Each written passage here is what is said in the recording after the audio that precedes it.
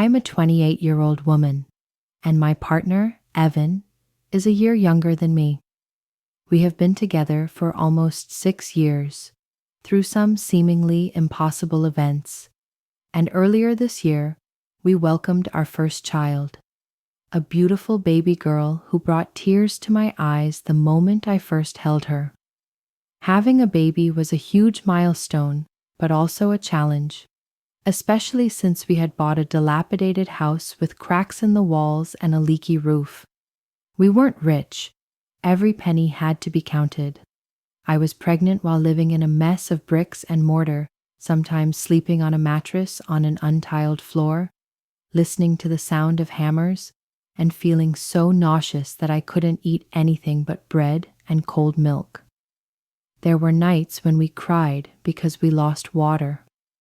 There were also mornings when I woke up in the cold mist and suddenly heard Evan laughing loudly when he saw the sunlight through the glass door he had just installed himself. We lived in poverty, but happily, because it was the first home that we both built from scratch. But besides all the material difficulties, there was another invisible challenge that always loomed over my life: Evan's mother. From the beginning, she was not very fond of my presence. Not to the point of being overtly tense, but enough to make me feel unwelcome. She did not curse, did not raise her voice. On the contrary, she was always overly sweet in front of me, but as soon as Evan turned away, her eyes would change color. I used to think it was just her being too protective of her son. But things started to become clearer when we decided to buy this house. When I was 4 months pregnant, she took Evan aside to talk a little bit, then tried to convince him to have his name on the land title alone, citing the reason, in case something happens in the future, my son will not be at a disadvantage. I didn't know about it until Evan, who was as honest as a blank sheet of paper, told me with a confused and bewildered look in his eyes. I think Mom is just worrying. She probably doesn't mean anything. I wasn't angry, but I was silent for a long time. I understand that the mother-son bond is something that cannot be severed. But her suggestion not only offended me, it also sowed seeds of doubt between us. I wonder, if I hadn't found out, would Evan have followed his mother's advice and registered the property under his own name? Then other little things started piling up. As we were preparing for our trip to Turkey, a pre-baby treat, his mother unexpectedly booked a trip to Italy for the two of them on the same day we were supposed to go. Evan politely declined, saying he already had plans, but I could still sense the disappointment, almost spite, in her eyes that I was taking up her son's time. Every time we argued, even about something as small as what color to paint the baby's room, his mother would appear like a ghost. She always knew, always intervened. And strangely, she always knew how to say it in a way that made Evan feel guilty toward her. However, I still kept my manners. I didn't want to make things difficult for Evan, nor did I want my daughter to grow up in a tense family environment. I still called to check on her, still bought her holiday gifts, still tried to fulfill my duties as an unwed daughter-in-law. But deep down, I always had a feeling that, at some point, I would have to face it, because that woman, despite her gentle appearance, could cause an entire house to collapse, with just a curl of her lips and a few words of, "I just said that. I didn't mean anything. I just didn't expect that moment to come so quickly, right after I gave birth." After my daughter Aria was born, I really thought things would get better. I hoped that the presence of this innocent child would soften Evan's mother, help her see me as part of the family, at least for her grandchild's sake. At first, she seemed very enthusiastic. She sent gifts, texted me, even offered to cook me some nutritious porridge. I wanted to believe it was a step forward. But after a few days, the mask fell off. I still remember that morning clearly. I had just finished changing Aria's diaper when I received a text from her. "Why haven't you started breastfeeding yet? Her eyes are sunken. Are you sure she's getting enough milk?" I didn't know where she was looking. Then I realized she had been watching our front door camera on Evan's phone. He had let his mother install a tracking app because she was worried about security, and she had been watching us for weeks without me knowing. I made it clear to Evan, either you uninstall the app or I'll remove the camera. Evan was silent for a long moment. Then he did as he was told. But he didn't face his mother, he just silently deleted the app. I don't blame him. I know Evan is a good person, but he's someone who's grown up in the shadow of his mother. A woman who has made him believe that anything he feels is wrong if it doesn't fit her expectations.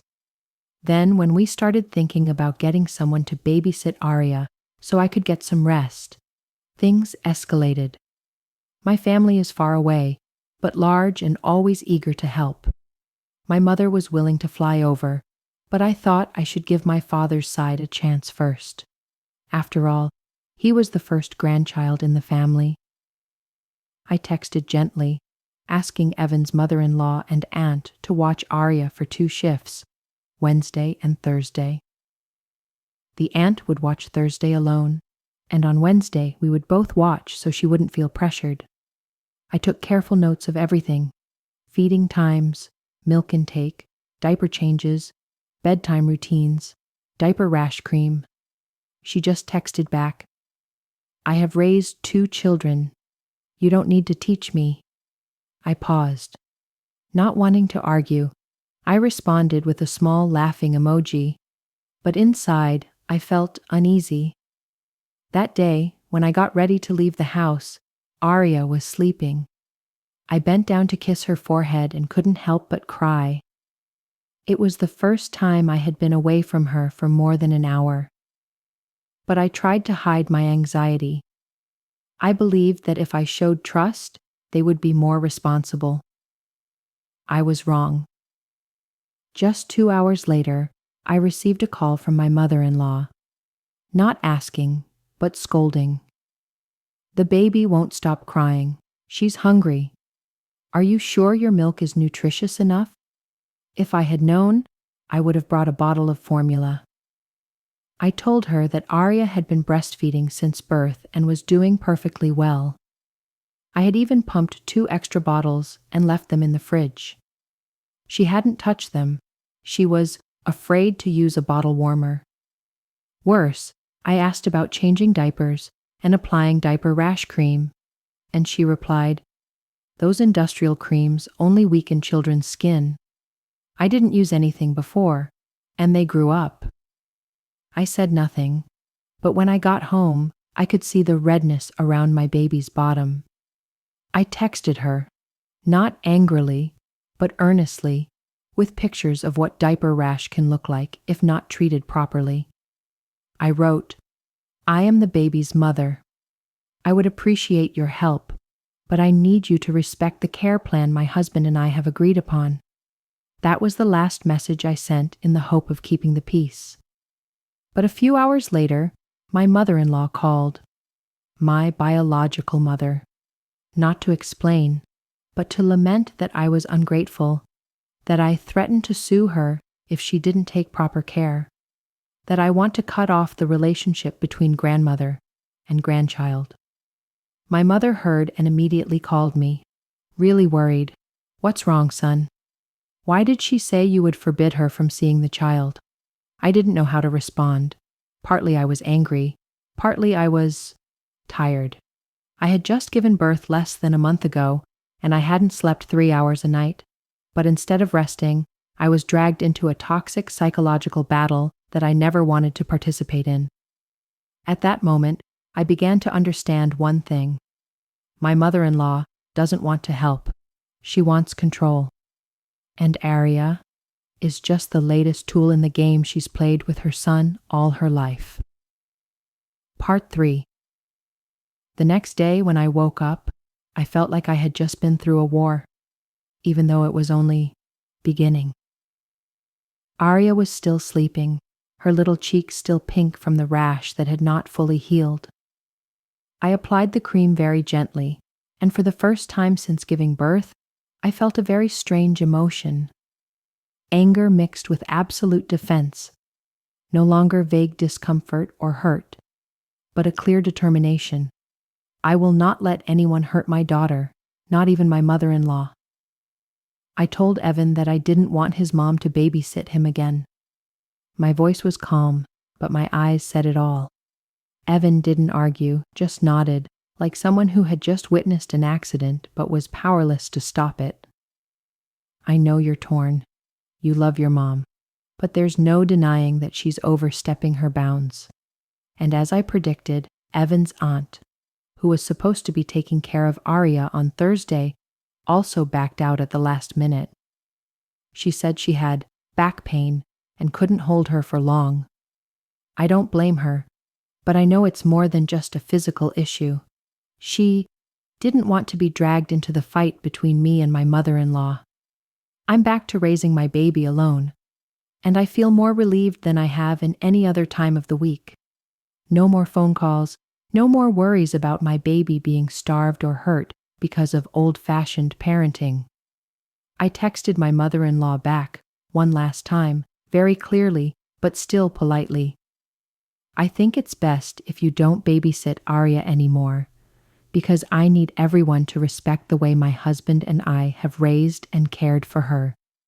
If you want to come over, I'd love to, but I'll stop arguing about babysitting. No reply, but I'm not surprised.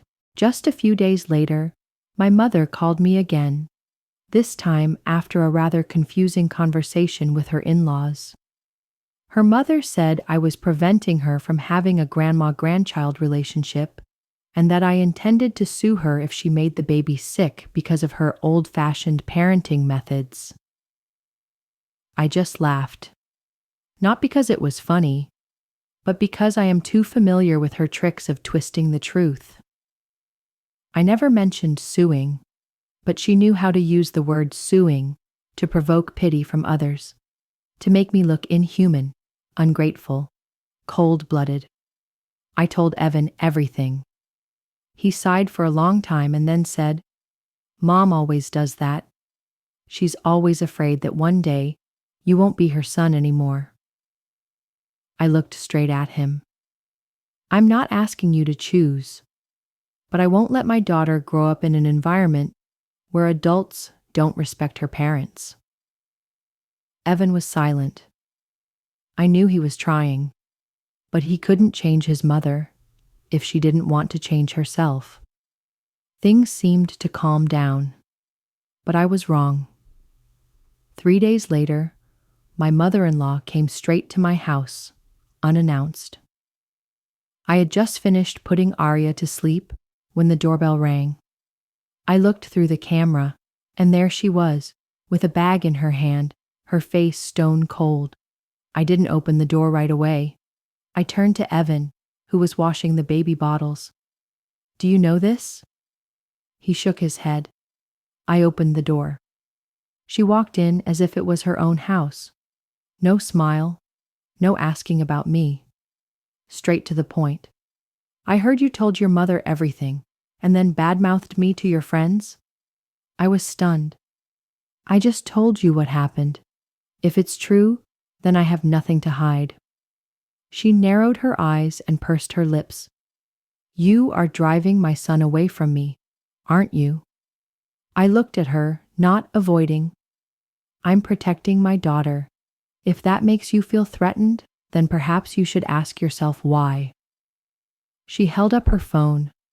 She pulled up the text I'd sent her, the one I'd sent so clearly about custody boundaries. She said, "I showed this message to 3 people. They all said I was offended. I can't stand it anymore. Who you let read it to is your business, but those are the words of a mother protecting her child, and if you feel offended by that boundary, then I'm sorry. I won't take it back." She stood there for a few seconds, said nothing, then turned and left, without saying goodbye or looking at me once. After the door closed, Evan said very softly, "You just did what I haven't been able to do for years." I squeezed his hand. "I don't need you to stand against your mother. I just need you to stand with our family, me and our child." I thought, after her surprise visit and heated argument, my mother-in-law would back off, at least temporarily, but I underestimated her desire for control. The next morning, I received an email from an unknown address, with the sender's name only being Linda's friend. The content wasn't long, but it made me shiver. "My friend said you forbade her from seeing her grandson because you were afraid he would be influenced by his old parenting mistakes. What kind of woman are you to separate a mother and son to this extent? Families are not for control." I didn't respond. But I understood that she didn't stop at just exchanging words.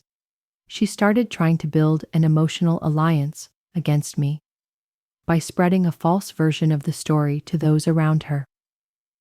I began to feel suffocated in the home I had built with my own blood, sweat, and tears. Every time my phone buzzed with a text message, my heart skipped a beat. I began deleting my social media accounts for short periods of time, just to regain my sense of breathing. But then, in rare moments of calm, I remember, this is not the first time I have forgiven her. I used to try very hard to build a relationship with my mother-in-law. I remembered that on her birthday last year, I meticulously prepared a sumptuous dinner, a dish she once said was a memory of her ex-husband. I cooked for nearly 6 hours, but when she arrived, she just sat there looking at the dinner tray, coldly saying, "You don't need to do these things to please me." Then she ate exactly 2 spoonfuls, made an excuse of not feeling well, and left in the middle of the meal. Evan apologized for his mother a dozen times. I laughed, trying to let it go. But little by little, each of those actions, like drops of water, all falling into the same place in my mind, until it created a huge, unhealable crack. Now that I am a mother, I realize even more. A child needs a more stable environment than the presence of a toxic grandmother.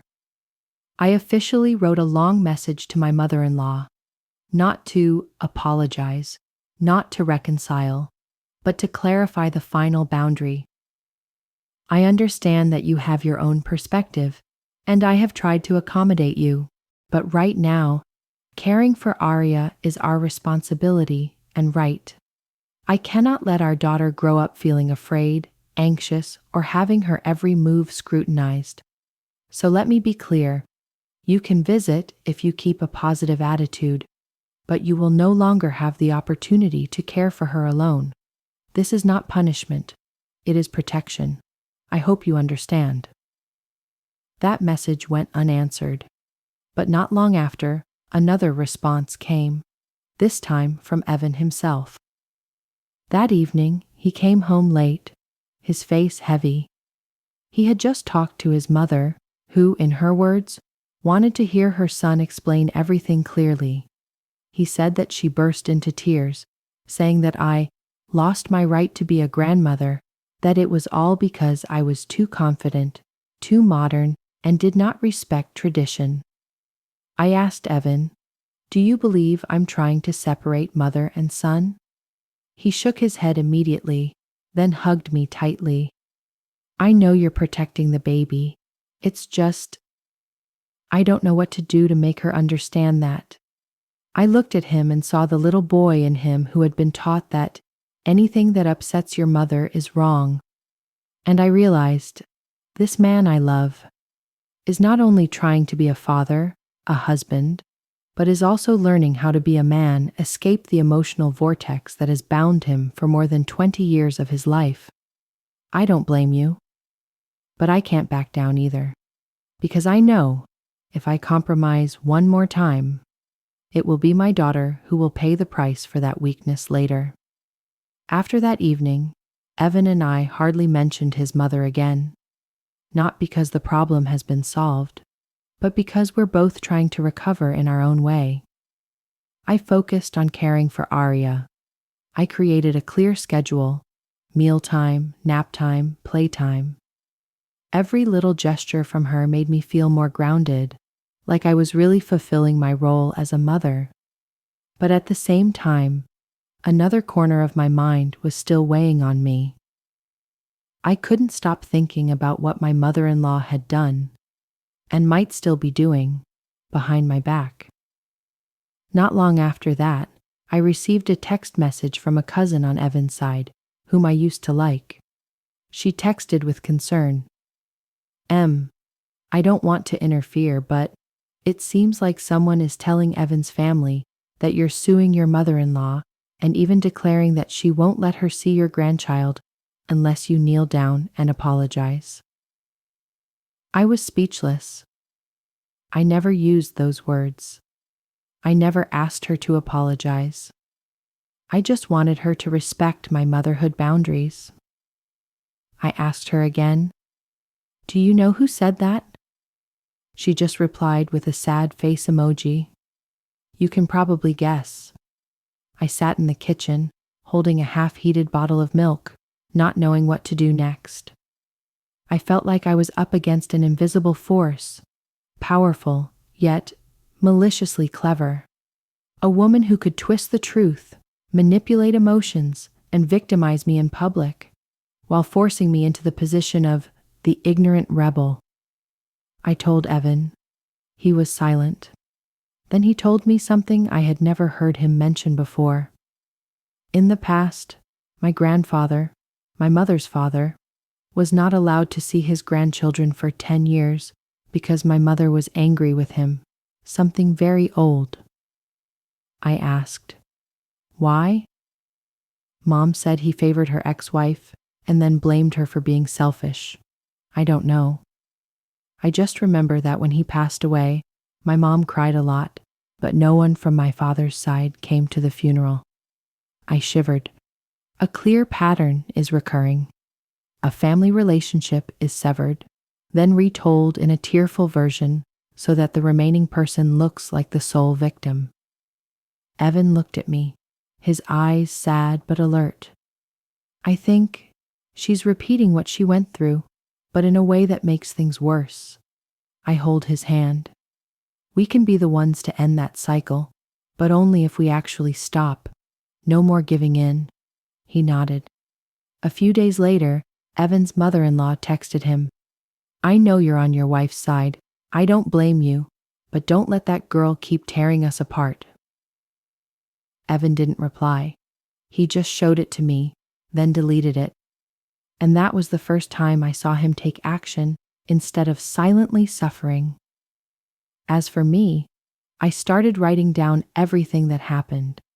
Every text message, every conversation, every detail that made me feel unsafe around my mother-in-law, not to sue, as she kept claiming, but to remind yourself that I am not crazy, not over the top.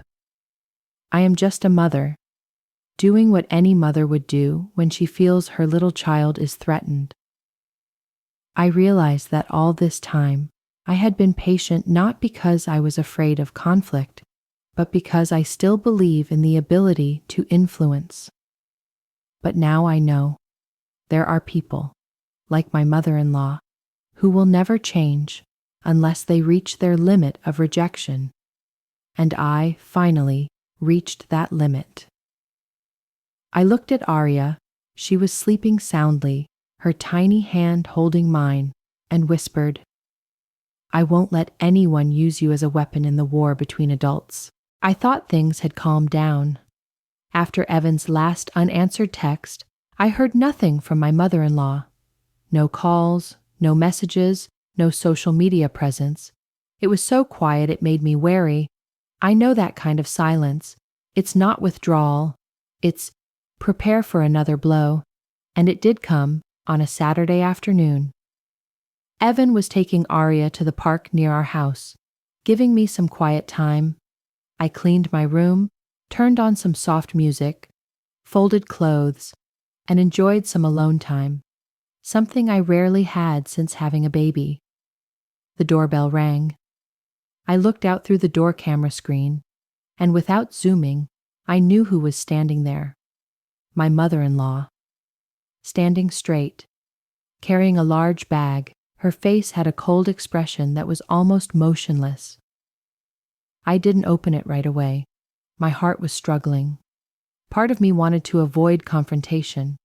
Part of me was thinking of Arya. If she held any ill will, I couldn't let the baby get dragged into another drama. I gave Evan a quick call. "Your mom is at the door. Are you still at the park? You and the child are almost home. What is mom doing there? She didn't tell me in advance."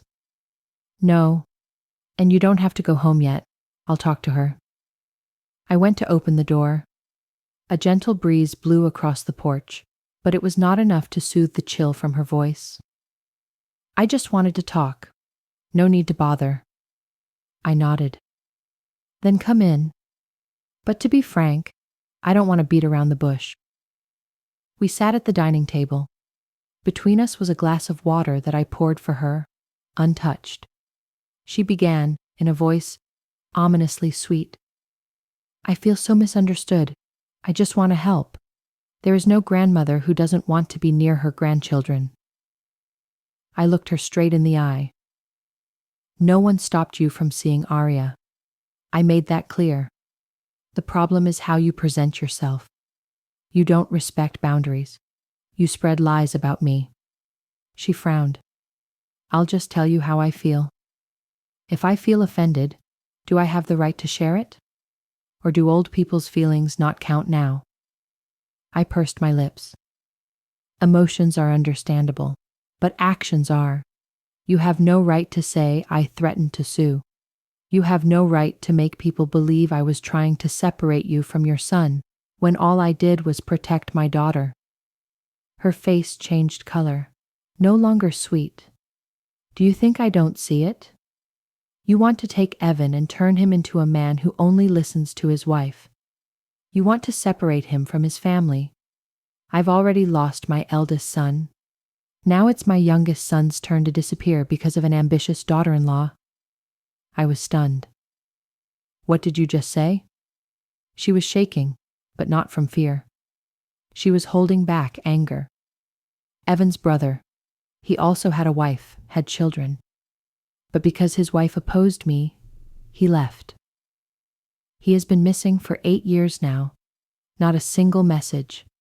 Not a single New Year greeting. I won't let that happen again." I breathed slowly. Everything began to clear up. It's not that my mother-in-law is just afraid of losing power. She was afraid of losing face, afraid of being abandoned, and that fear made her do everything to keep her son, even suffocating the relationship between her son and his own small family. I stood up. My voice was calmer than ever. "I need to heal my fear, but not by hurting you, Evan, or Arya." She also stood up, her voice raised. "Don't think you won. Don't think I'm a bad person just because I didn't keep quiet." I didn't shout back. I didn't need to. I just looked at her, for the first time, with eyes that were no longer sympathetic, no longer hopeful of reconciliation, but definitely, from now on, you can only see Arya when Evan or I are present. And if you continue to lie to anyone, we will cut off all contact. I'm being clear. This isn't a threat. This is a promise." She said nothing more. She turned and walked out the door like a silent storm. But I knew. The atmosphere behind her was the storm she herself had sown. The door closed. I slumped into the chair. My whole body felt drained. A moment later, Evan returned. I just looked at him, not saying a word. He walked over, hugged me, and whispered, "No matter what Mom does, I will still choose you and the baby." I put my head on his shoulder. "And that's why I know I'm not wrong to fight to the end." After that confrontation, my mother-in-law completely disappeared from all familiar spaces. No texts, no calls, No appearances at any of Evan's family gatherings. Even his aunt, who had previously tried to remain neutral, was confused by the sudden break. I felt a mixture of relief and anxiety. Most of the time, I felt at peace. But late at night, as I put Arya to sleep, I wondered, have I gone too far? I know I did nothing wrong. I did not insult her. I did not forbid the relationship between grandmother and grandchild. I was only protecting my daughter. But the part of me that was a daughter-in-law who was taught to be patient kept asking questions. Evan saw it. One evening after dinner, Evan said softly, "I've been meaning to tell you something. About Mom. Maybe it'll help you understand. Why did you make the right choice?" I nodded, sensing something long held back. He spoke slowly, cautiously, like someone brushing against an old scar. "When I was little, there were times Mom would keep me in my room, not let me see Dad, just because he said something she didn't agree with." "What did he say?" I asked gently. "He told me, you should be free to choose your own path." Evan paused, then continued. "After that, there were a lot of tears, some shouting, and then things changed. Mom and Dad divorced. I didn't see my father for 4 years. It was the first time I'd ever heard that story." Evan stared into the distance. "When I was in high school, she strongly opposed my first relationship, just because the girl had a small tattoo on her wrist. She told me she couldn't accept it, and said if I didn't break up, it would devastate her." I placed my hand over my mouth. "I never told you because I wasn't sure how, and because, for a long time, I believed she meant well, that she just wanted what was best." I looked at him, and in that moment, I didn't just see my partner. I saw someone who had grown up trying to protect everyone else's feelings, sometimes at the cost of his own. Someone who had learned that love meant sacrificing his boundaries. So when I came into his life with my own boundaries, with open conversations and direct choices, I unknowingly disrupted the dynamic he had always known. A few days later, Evan's aunt called. Her voice trembled. Evan's mom was recently hospitalized. The doctors say it's from prolonged exhaustion and lack of sleep. I was surprised, but I didn't panic. I asked, "Is she doing okay now?" "She's stable, but she keeps saying she's been pushed out of the family, that you're keeping her away." I let out a quiet sigh. Not out of anger, not even frustration, just sadness.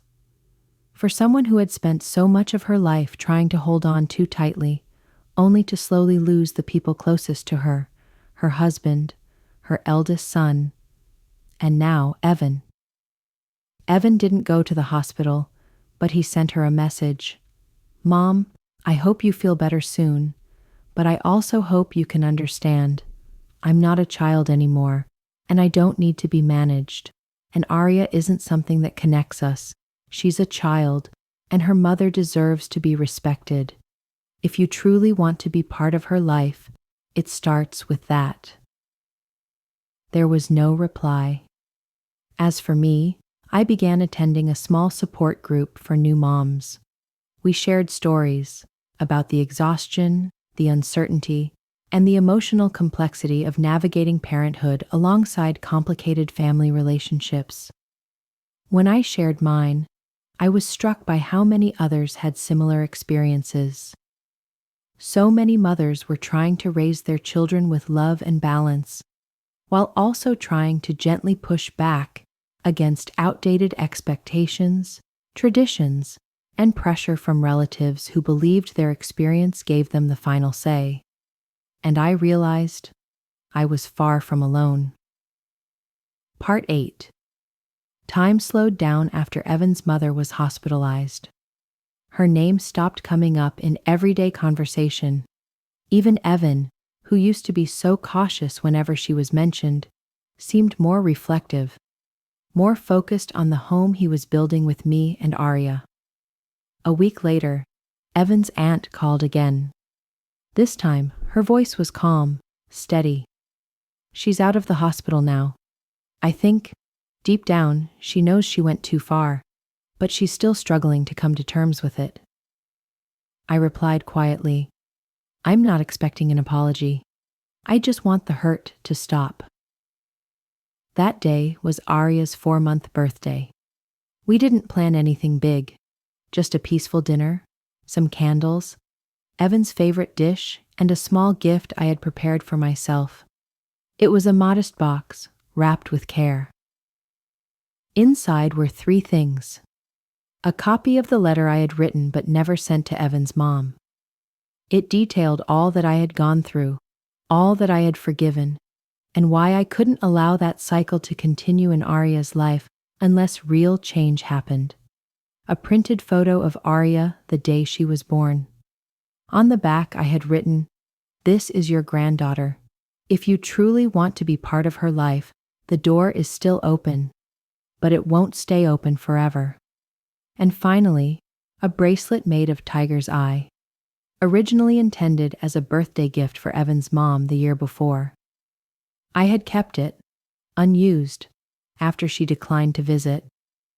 I handed the box to Evan's aunt and said, "You don't need to give it to her now. Just when the time feels right." Her eyes shimmered with emotion. "You've shown more grace than anyone ever could. I just wish she had seen it sooner." 3 days later, a message arrived. Not from Evan's mom, but from someone I hadn't expected. Evan's former sister-in-law. It simply read, "I heard what happened, and I just want to say, you're doing what I couldn't. I hope you hold on to that strength. It matters." We never talked.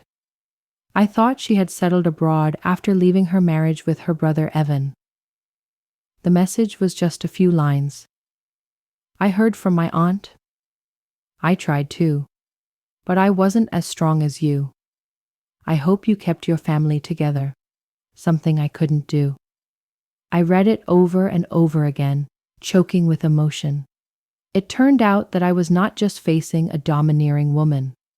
I was standing before a repeating system, a cycle, where women who come after are crushed if they are not strong enough to fight back.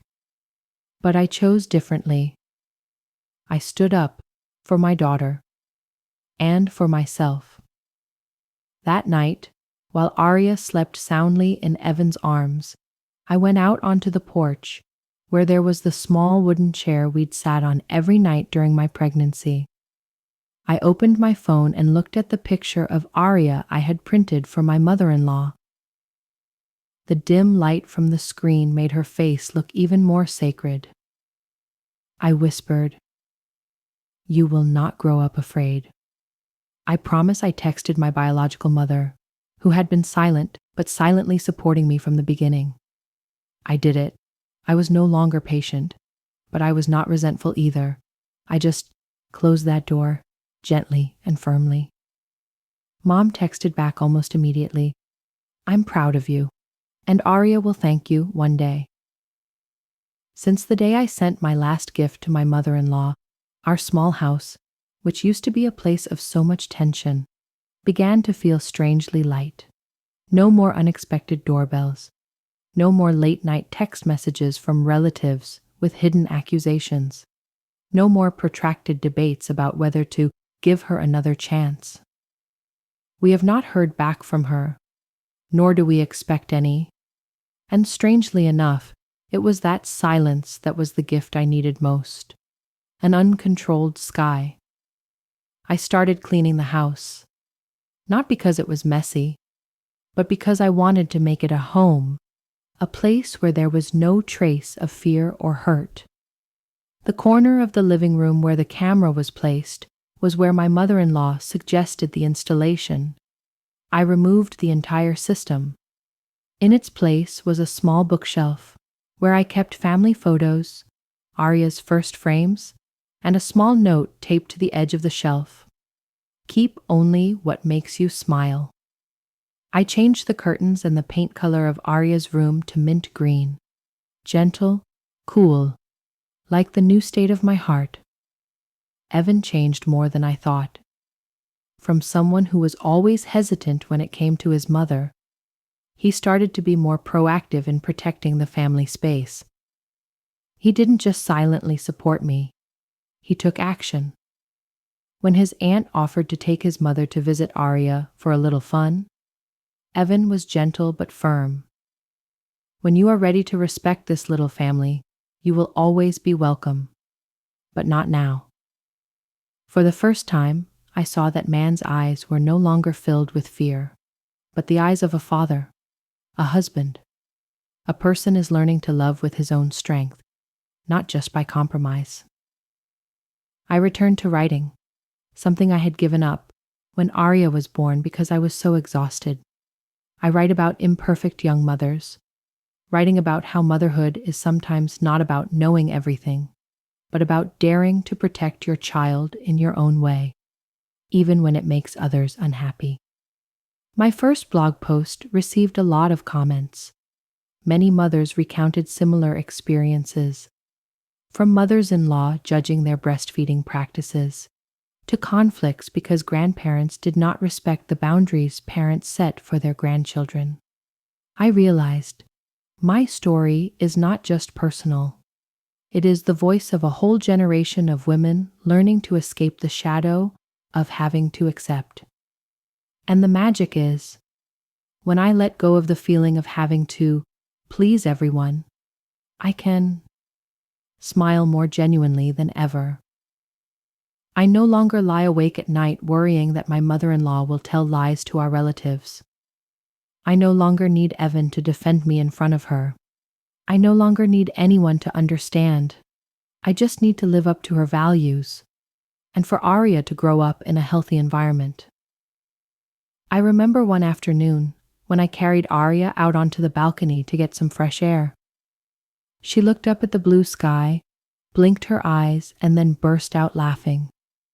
Her laughter echoed through the silence, and I realized never before had her laughter made me want to cry so much. Not because it's sad, but after all, we survived. We did not let the legacy of trauma continue to exist through a new generation. I used to think that to end a toxic relationship, it needed a fierce confrontation, a violent breakup, or at least an explosion, so that everything went up in smoke. But then I realized the real ending happened in silence. It started the moment I stopped waiting for an apology. Stopped feeling like I had to explain. Stopped hoping that the other person would change for me. I let go, but not because of resentment, but because I had held on long enough.